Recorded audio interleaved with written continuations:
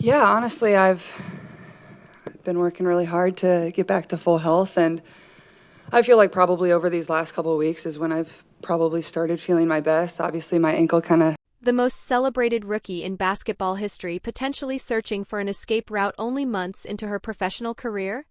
That is the unbelievable question now spreading across the sports world. Fans noticed the eye rolls, the exhausted reactions, and the disconnected body language during games. But according to growing rumors, the real drama was unfolding far away from the cameras. Stories have continued leaking out of the locker room describing a fractured relationship that has completely fallen apart, creating one of the most shocking internal power struggles the league has ever witnessed.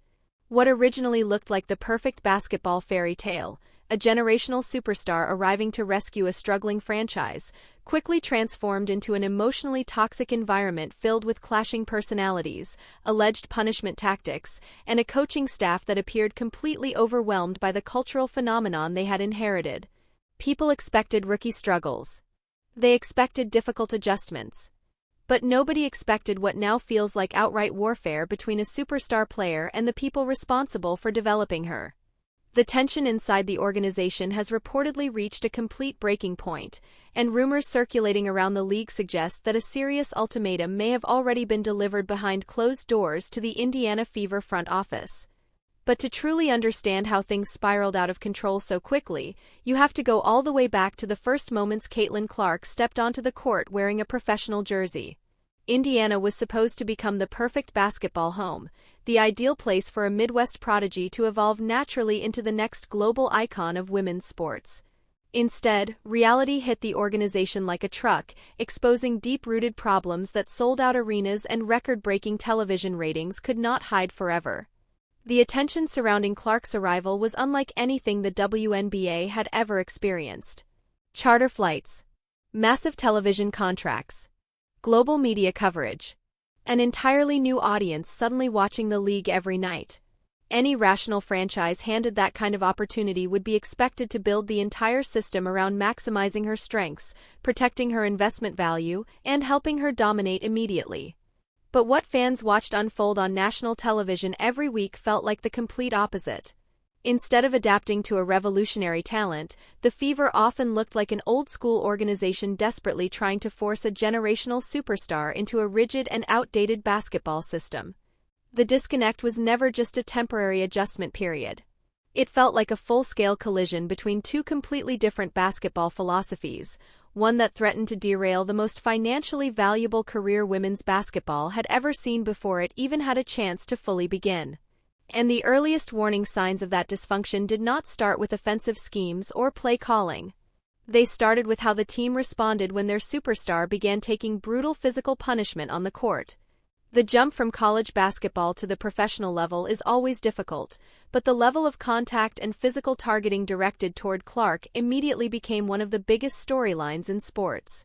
Opposing teams were not simply playing aggressive defense. They were sending a message. Hard traps. Physical fouls. Relentless full-court pressure. Every possession felt like an attempt to wear the rookie down mentally and physically.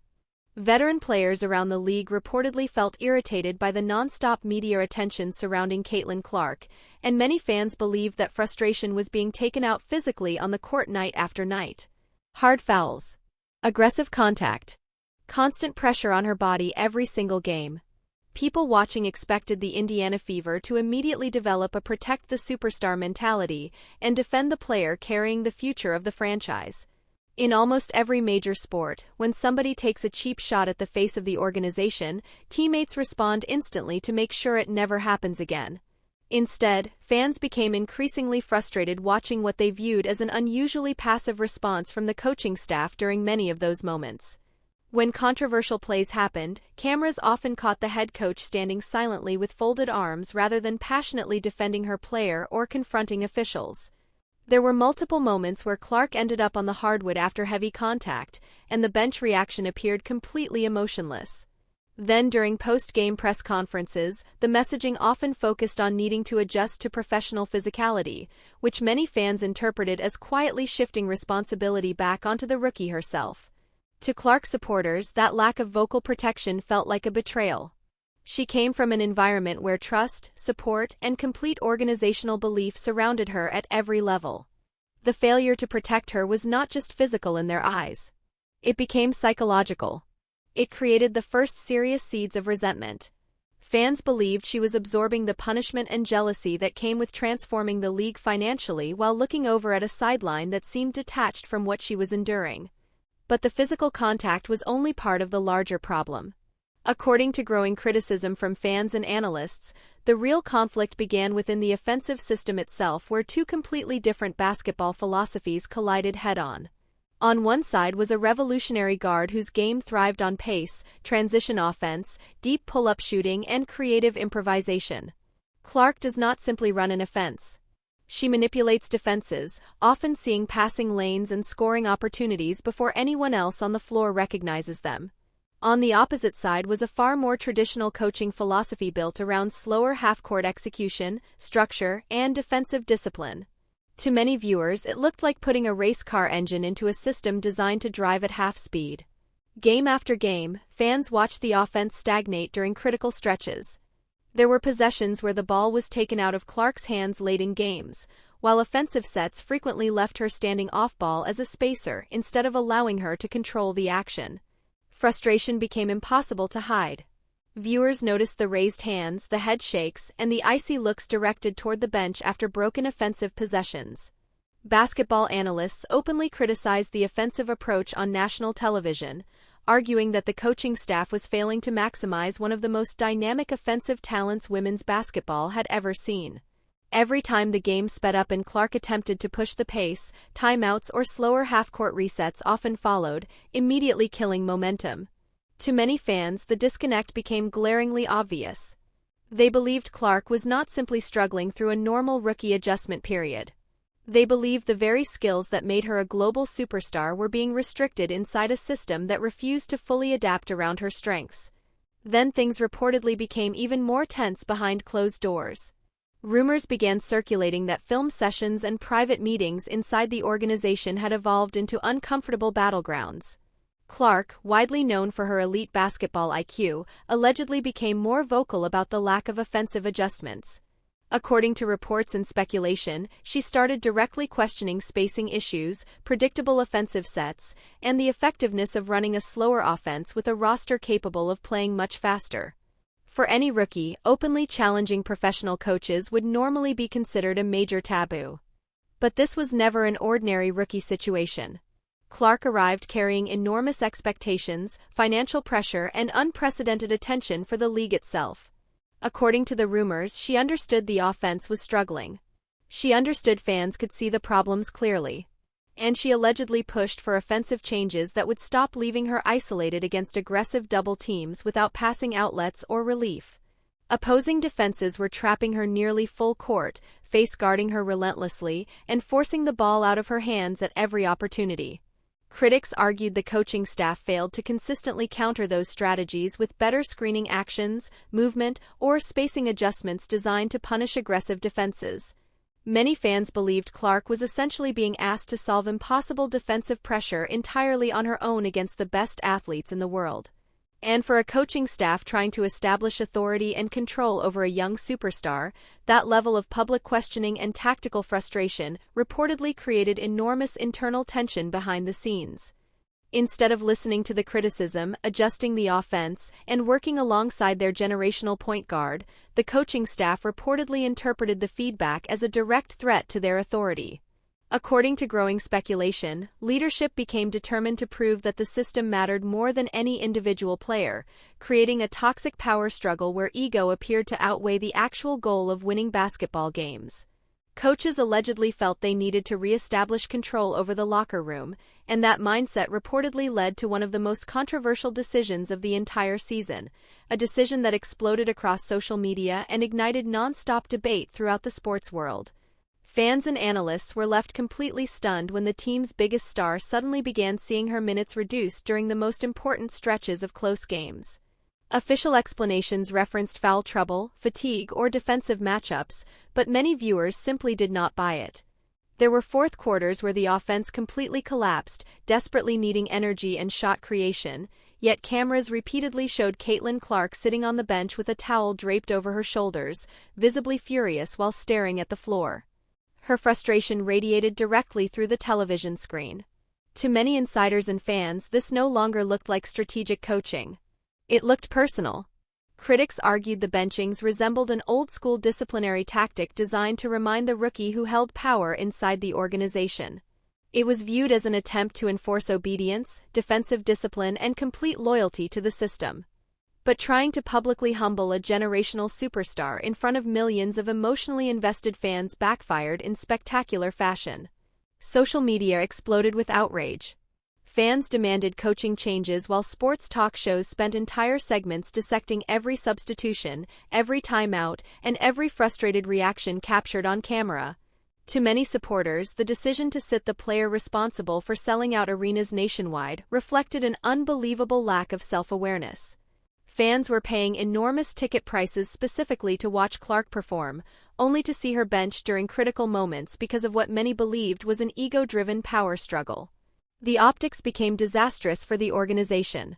And eventually, the tension spread beyond the relationship between coach and superstar. It reportedly infected the entire locker room, creating an extremely uncomfortable atmosphere throughout the roster. Rumors suggested teammates began walking on eggshells around the growing conflict. Veteran players allegedly found themselves trapped in an impossible position between a traditional coaching staff demanding structure and a revolutionary teammate who many believed saw the game on a completely different level. During media sessions, the discomfort became obvious. When reporters asked players about controversial coaching decisions, offensive struggles, or the aggressive treatment Clark faced on the court, answers often sounded cautious, rehearsed, and emotionally guarded. Nobody wanted to openly challenge the coach responsible for controlling minutes and roles. At the same time, nobody wanted to alienate the superstar player driving television ratings, sponsorships, charter travel, and rising league revenue for everybody involved. That lack of unity reportedly pushed Clark even deeper into isolation. According to whispers surrounding the organization, she began feeling increasingly alone inside a building that was supposed to become her basketball home. Reports suggested she felt surrounded by staff members uncomfortable with her unprecedented fame and teammates too fearful of professional consequences to publicly support her.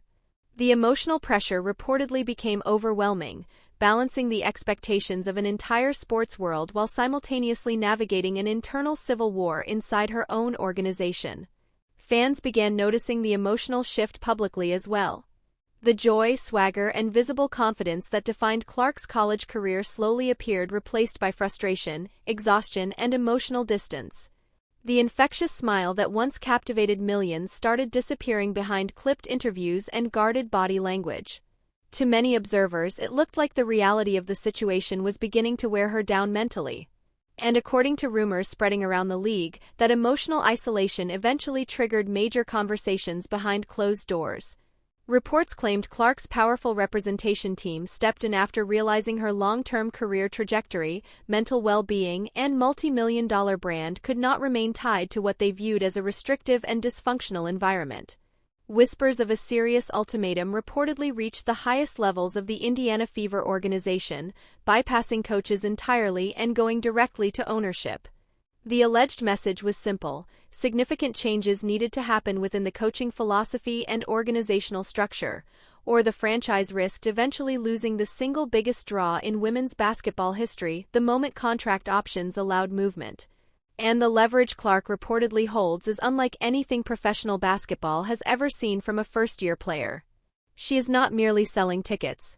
She is driving television ratings, merchandise sales, sponsorship growth, and local economic surges around game nights. Restaurants, bars, hotels, and businesses surrounding the arena benefit directly from her presence. Even future television rights negotiations across the WNBA are heavily tied to the audience she brings into the sport. If Clark ever formally demanded a trade, threatened a holdout, or explored alternative professional opportunities elsewhere, the financial damage to the franchise could be devastating. According to league speculation, ownership now finds itself trapped between two impossible options: admit failure by making major organizational changes or continue down the current path and risk permanently alienating the most valuable player the league has ever had. The general manager reportedly faces enormous pressure while realizing traditional team-building logic no longer applies when dealing with a cultural phenomenon of this magnitude. You do not ask a player like that to adapt entirely to your culture.